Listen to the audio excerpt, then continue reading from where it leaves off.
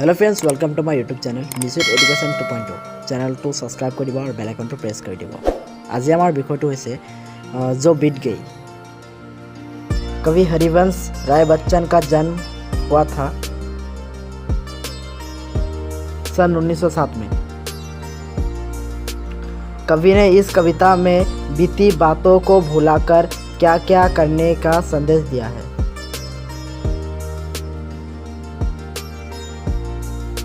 उत्तर, वर्तमान की चिंता।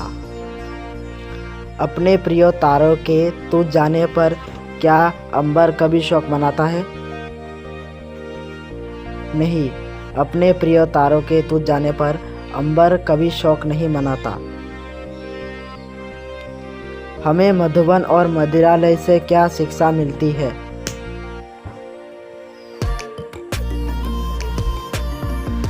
उत्तर, मधुबन अपने प्रिय फूलों के सूखने अथवा मुरझा जाने पर भी कभी शोर नहीं मचाता। अतः मधुबन की तरह हमें भी अपने प्रिय चीज़ों को खोकर शोर मचाने का कोई ज़रूरत नहीं, उसे भूल जाना ही चाहिए, क्योंकि हमारे पास वैसा और उनके प्रिय चीज़ है जैसे लेकर हम दुखों में जीवन बिता सकते हैं।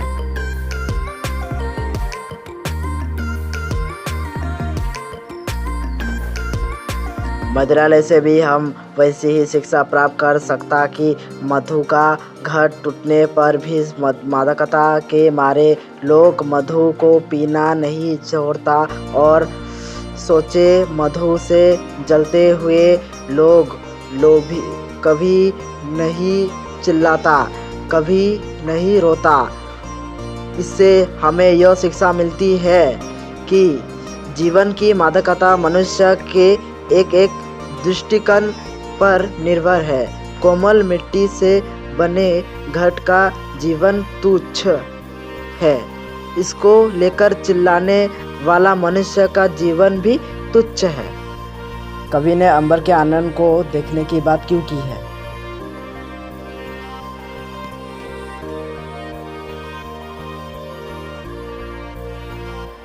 उत्तर, कवि ने अंबर के आनंद को इसलिए देखने को कहा है कि वो अपने बेहद प्यारे तारे को टूटे हुए देखकर भी निर्विकार रहता है।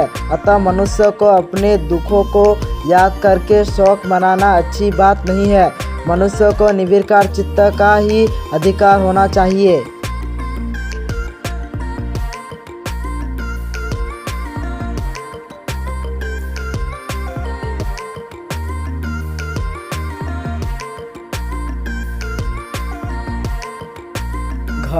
प्यालों के टूट जाने पर मदिरालय क्यों नहीं पर्याप्त करता?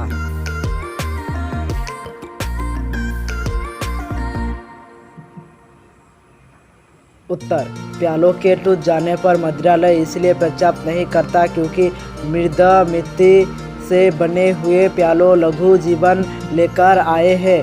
इसलिए इससे मदिरालय में दारू पीने वालों का अभाव नहीं होता।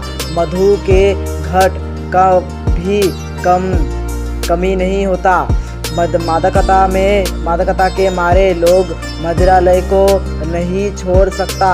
अतः मदिरालय को पर्याप्त करने की जरूरत है।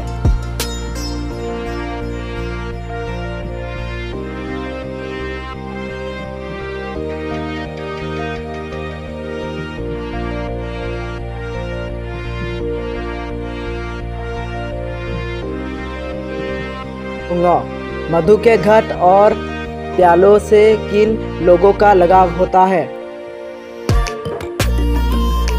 उत्तर, मधु के घट और प्यालों से उन लोगों का लगाव होता है जो मादकता के मारे अपने जीवन को तुच्छ मानता है।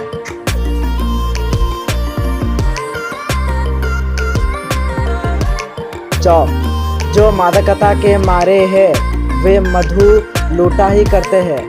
इसमें क्या कहना चाहते हैं?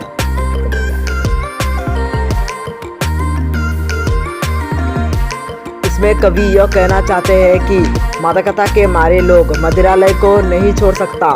वे मदिरालय के लिए महारंभ करते हैं। वे अपने जीवन को तुच्छ समझते हैं, इसके लिए घट ही अपने जीवन भी प्यारे हैं। उक्त कविता में मानव जीवन की तुलना किन किन चीज़ों से की गई है?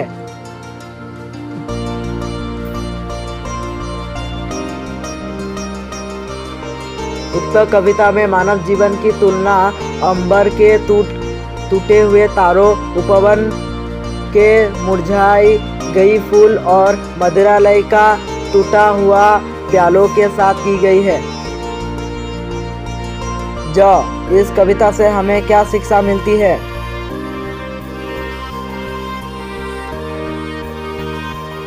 उत्तर, इस कविता से हमें यह शिक्षा मिलती है कि मनुष्य को अपने बीते हुए दुखों को भूल जाना चाहिए। अपने दुखों को स्मरण कर शौक में समय बिताना अच्छी बात नहीं है। हमें वर्तमान की सुखों को लेकर ही जीवन का आनंद लेनी चाहिए।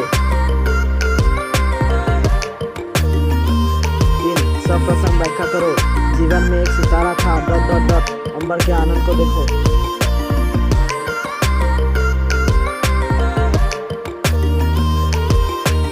उत्तर, यह पंक्तियां हमारी पाठ्य पुस्तक आलोक भाग 2 के अंतर्गत कवि हरिवंश राय बच्चन जी द्वारा विरचित शिक्षापद कविता जो बीत गई से ली गई है। हमसे इसमें कवि ने मनुष्य जीवन के आकाश के माध्यम से शिक्षा देने की प्रयास किया है। यहाँ कवि यह कहना चाहते हैं कि जिन तारों के कारण आकाश जगमग करता है वह आकाश का बेहद प्यारा होता है। वो टूट जाने पर आकाश का दीप्ति भी चली जाती, तब भी आकाश निर्विकार रहता है। वर्तमान की स्थिति पर ही यह अविचल रहता है। कभी मनुष्य को आकाश की तरह अविचल रहने का परामर्श दिया है।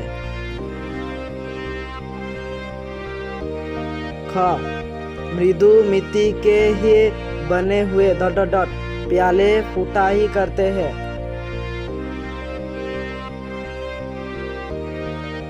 उत्तर, प्रस्तुत पंक्तियां हमारी पाठ्य पुस्तक आलोक भाग 2 के अंतर्गत जो बीत गई शीर्षक कविता से ली गई है।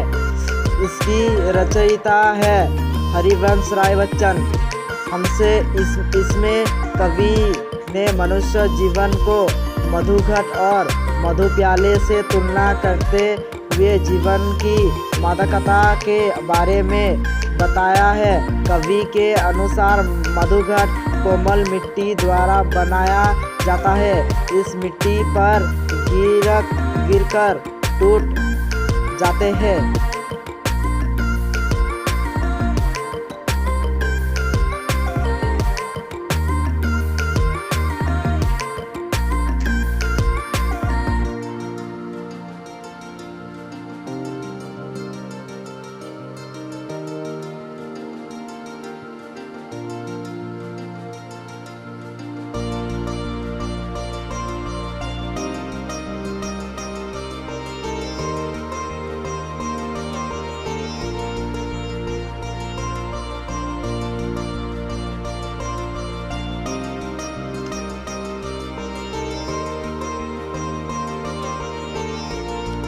इसका अस्तित्व कम है, लेकिन इसका इस विषय पर मधुशाला कभी दुख प्रकट नहीं करता है, क्योंकि प्याला जल जैसी संस्थाई वस्तु टूट तो जाएगा ही।